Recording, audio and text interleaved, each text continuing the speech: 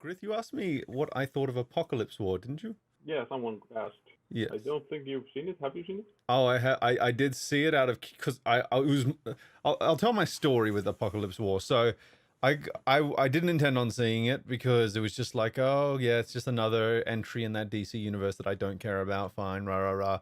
And then I started hearing things about this movie. I was just like, I start reading plot descriptions of it, and I see, oh yeah, they like get torn apart and shit, and I'm just like, what? And I start seeing just little random clips because my YouTube recommendations are naturally filled with DC, like clips and recommendations that pop up. So I started watching them kind of absent-mindedly because sometimes I just like absent-mindedly watch clips from these animated things and stuff just to pass the time, and then I'm just seeing like Batgirl getting torn to pieces by parademons and blood splattering everywhere, and I'm just like, Jesus H fucking Macy, what the fuck is this film? So I watch it, and, you know, in the first 5 minutes, fucking Wonder Woman gets her arm torn off. Shazam gets his leg torn off. Hal Jordan is impaled, and just all of these characters are just slaughtered en masse, and just everything after that is just fucking ridiculous. Just all characters are dying and getting slaughtered, and I'm just like, if I was actually a fan of this universe, which I'm not, I would feel insulted. I would feel like, wait, there was all of that, and you've just like unceremoniously killed 90% of the universe, and also you've basically destroyed the Earth.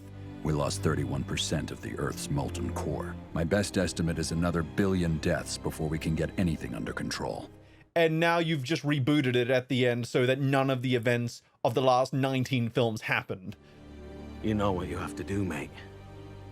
Clear the board. Start again. Another flashpoint.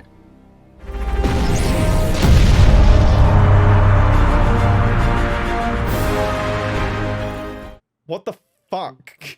And they turned John Constantine into this Gary Stu kind of character who's like, the parallels to Ray with John Constantine in that film were astounding because he's literally whatever is needed for the plot, his magic can do. And there's no setup for it, so like they need to be a little bit invisible. So he pulls out a pair of sunglasses, snaps it in half, and the sunglasses disappear, and suddenly they're invisible. And there's no like, you know, there's no Chekhov's gun there. It's just like whatever the plot needs, his magic can do. And at one point, John Constantine dies, goes to heaven, and then he's told, "Oh yeah, but destiny, you know, doesn't want you dead yet." And then he comes. Oh, come on, Z. I did my bit. I'm dead.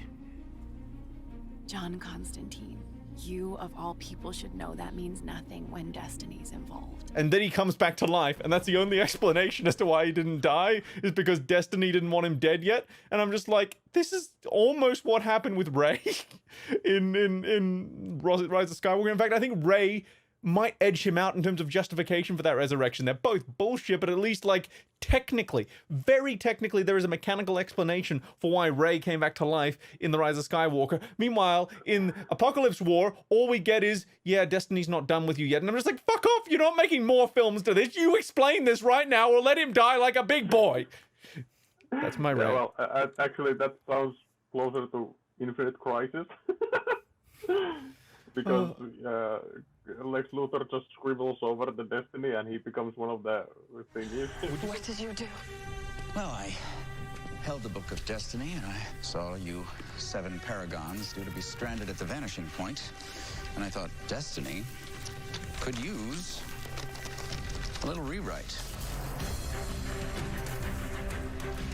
Would you believe that it's even worse than that? Because at least the book provides some kind of mechanical basis for it. It's really weak, but it's there. Oh. Meanwhile, it's literally just, yeah, Destiny doesn't want you dead, lol.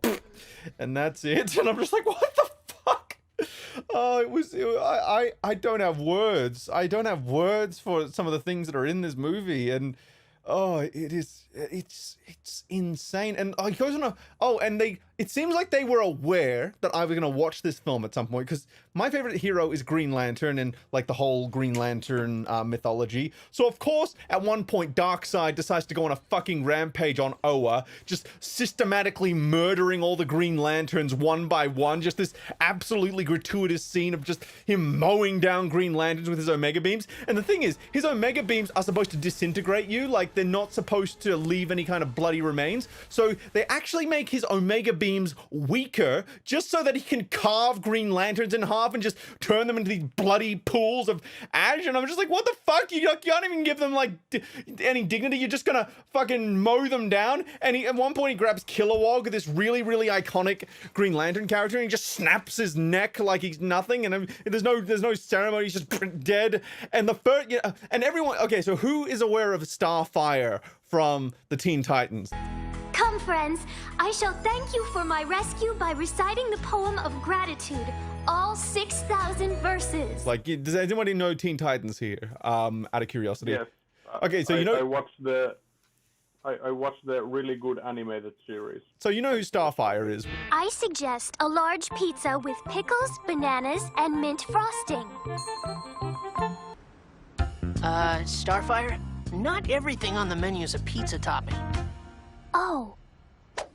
Well, the first image we see of Starfire is her cut in half with her guts like leaked out really graphically, because she's off screen been cut in half, and technically she comes back later as this really warped, morphed cyborg thing. But you know, it's just this really gratuitous shot of just this really iconic character just being absolutely just murdered on screen, and I'm just like, this is fucking animated snuff. There is no care put into this. This is just, oh, we ran out of movies, fucking murder them, give them the R rating. Yo, that's a fucking movie! Murder everyone in graphic detail, tear them to pieces, fucking kill everyone, and that's the movie. It's not, there's no meaning behind all of it. It's just everyone's dead, and then we reboot it at the end because fucking we remembered Flashpoint happened.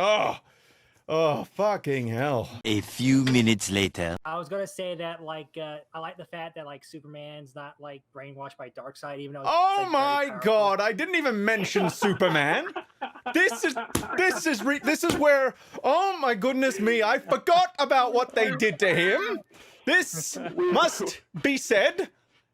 Okay, so you know what? Okay, so here's the thing. So like they kill off a few of the heroes at the beginning, but the rest are kidnapped. And so Batman is lobotomized and brainwashed, right?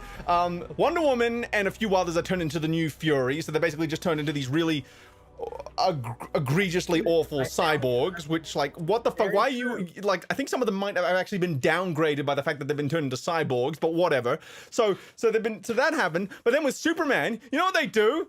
They give him a tattoo on his chest in the shape of the Superman S that's made out of liquid kryptonite, and they inject all his veins with liquid kryptonite to the point where even his eyes are glowing green. And it's just like, yeah, this took away all my powers, and they made me walk the earth just to inspire despair in everyone around me. And I'm just like, motherfucker, that's green kryptonite. You should be dead. It's inside you. What the fuck is going on? He's powerless. He's gonna be dead. Just kill him off. It's easy. It's just, like, there are ways to take away his powers. Like, just expose him to gold kryptonite for 3 seconds. He'll be gone. Why you don't, like, you know why they did that? Oh, yeah. Because it's more grimdark to have him look like this really creepy, demonic version of Superman that's, like, glowing green, rather than someone who's just, like, Superman looking but with a beard. How about when he gets possessed by Trigon, whatever, he gets possessed by Trigon or whatever. Oh yeah, that was the finale. He gets possessed by Trigon, he turns into Super Trigon, and then he grows back his then Trigon goes out of him and he grows his costume back, and then he starts beating the shit out of, oh my god. And fucking Cyborg. Okay, if we're familiar with Cyborg and his catchphrase, his famous catchphrase, you know, Booyah. So we have, like, a very specific word that's associated with this character, and they use the word at the beginning of the film. Booyah. Now, Cyborg sacrifices himself and has the final word. In fact, he literally says, the final word is mine. Looks like I get the last word. So, what word do you think that he says as his final word? I want you three to guess what his final word might be here. Just Shooby-dooby-doo.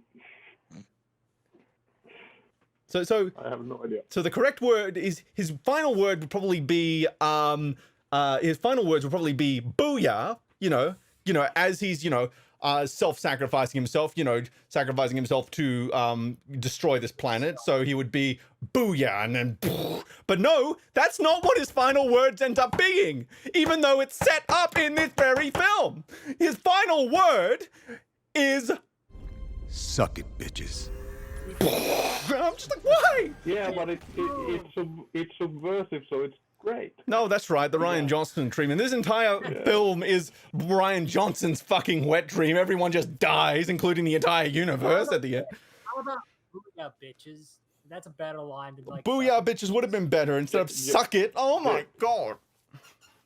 James Macken has the perfect word for it. It's not grim dark, it's grim derp. Exactly. It's grim derp. It is the derpiest grim I have ever experienced in my life. How come like Darkseid didn't control Superman instead of Batman? How about this? Reverse the roles of Batman and Superman, and everything would have been fine. But no, you did the opposite, and now things are worse. I like Raven and Robin, I guess, but Robin's dead, and he comes back to life with his clothes back on. Oh, Damian Wayne. Tumbling down, tumbling down, Oh my. Repo. Yeah. You need to schedule yourself another stream with Man of Tin and Jeb. I want to see what you three talk about. Oh, that'd be interesting. Well, I'm going to be streaming on my birthday most likely, which is going to be in 10 days. So I'm willing to have people, in 10 days. So on the 23rd or maybe 22nd, depending on which country you're in.